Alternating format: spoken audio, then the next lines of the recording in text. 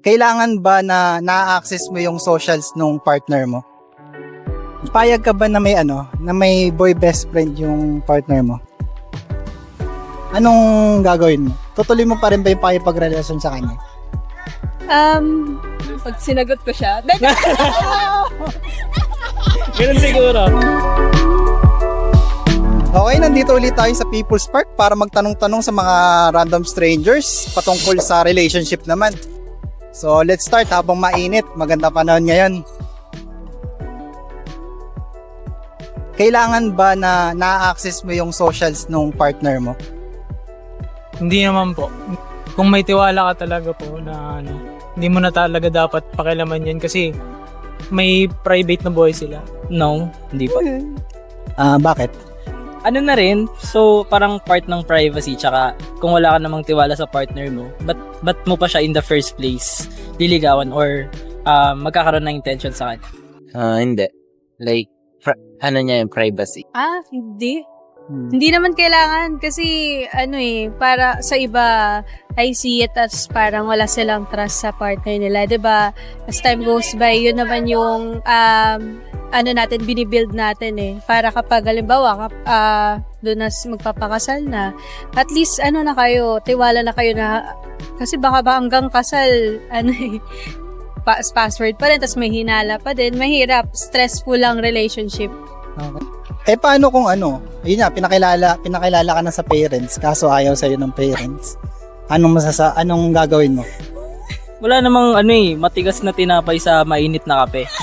Hold up. Parang hindi naman lahat agree sa'yo. Siyempre, win over mo rin yung parents niya. Kung hindi naman sila agree sa'yo, kailangan mo ipakita kung ba't ka deserving sa anak nila.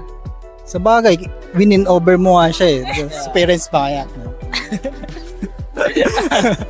Patunayan mo talaga sa kanila na deserving ka sa anak nila.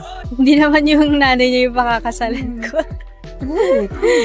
So, pwede naman namin pag-usapan yan yung nanay niya. Syempre, kung mahal mo naman yung isang tao, if you want it, you will take all the risks So, nandyan yan, kasama yan na pakikisamahan mo talaga. Di lang magulang niya, di lang kapatid niya, pati nga yung mga kaibigan niya, lahat ng nasa, paligid niya. Kasi, sa future, siya makakasama mo sa buhay. Ipapatunayan sa kanila na mali sila ng first impression. Baka i-win over mo sila. Yes. Payag ka ba na yung partner mo may boy best friend? Hindi po. Hindi mo ito-tolerate yung gano'n? Opo. Kasi alam naman po natin sa Pilipinas pag may ganyan di ba? Ang daming issues na ganyan sa Pilipinas. Pero naman pag childhood friend niya na matagal na, valid naman sa akin. As babae, payag ka ba na may girl best friend yung partner mo? Okay lang. Kasi, basta ipapakilala sa akin, alam ko na sila, yung pinagsamahan nilang dalawa. Kasi, gaya nung sa akin, may boyfriend ako ngayon na kababata niya, since grade 2 pa lang, kaklase niya. Ngayon, na kasi yun, 30 years old, sorry, yun yung age niya. 30 years old, so, diba, yung pinagsamahan nila, so, sino ka para i-ruin yung relationship nila? Nung bago pa ako pumasok, sila na magkasama na sila sa buhay. So, wala namang problema doon. Depende. Kasi kung boy best friend mo na bago ako dumating, okay lang. Pero kung nandito na ako tapos nagkaroon ng boy best friend, depende. May pa rin, may boundaries pa rin syempre. Depende. Kung yung boy best friend naman is hindi nakikiyapal sa relasyon ng may relasyon. Para sa'yo, ano yung pinaka-sweetest na pwede mangyari sa isang date? Pag sinagot ko siya, Ganun siguro. Okay, pwede pa ulit na pag sinagot ko po siya, parang iba yung kilig talaga. Pinaka-sweet. Patingin. Siyempre yung kissing. Yeah, boy. Kapag parehas nyo na-enjoy yung moment na kayo lang. basta gusto ko yun maramdaman din. Sabi ko na bigyan ako ng love letter.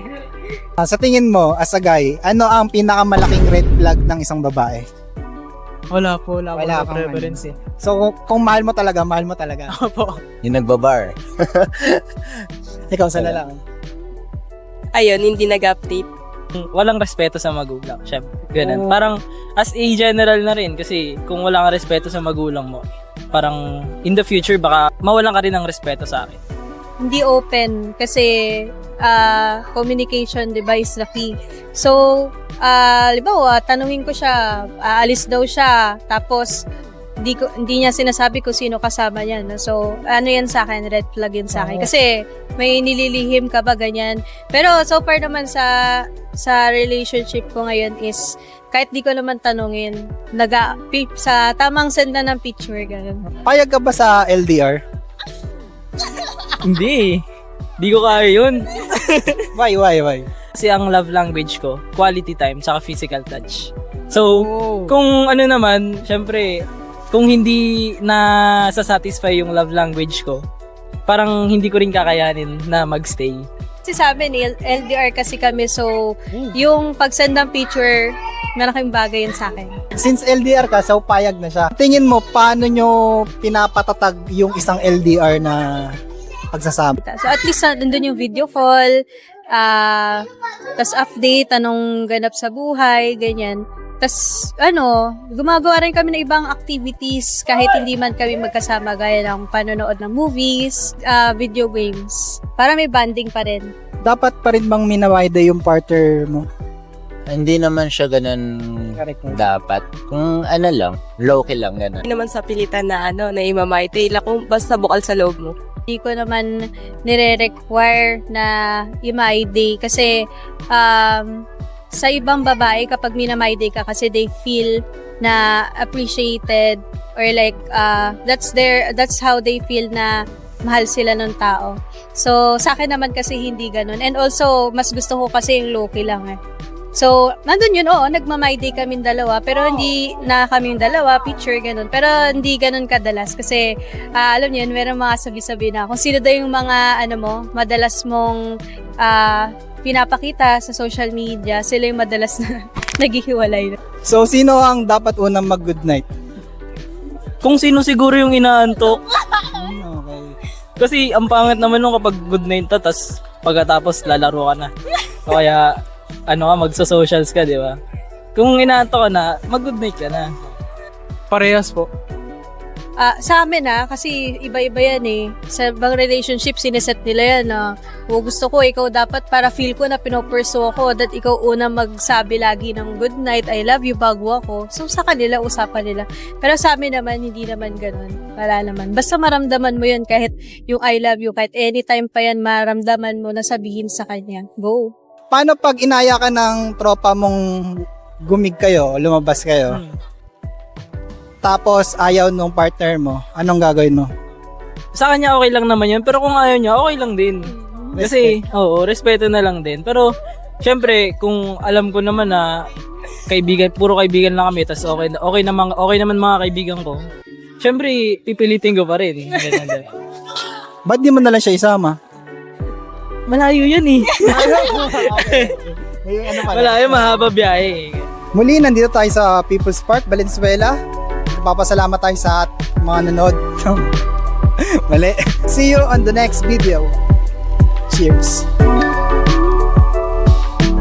Kailan mo balak sagutin? Hindi ko pa po. Nirush question. Kaya wait lang. Malay nyo mamaya. Pag-upload natin sila na.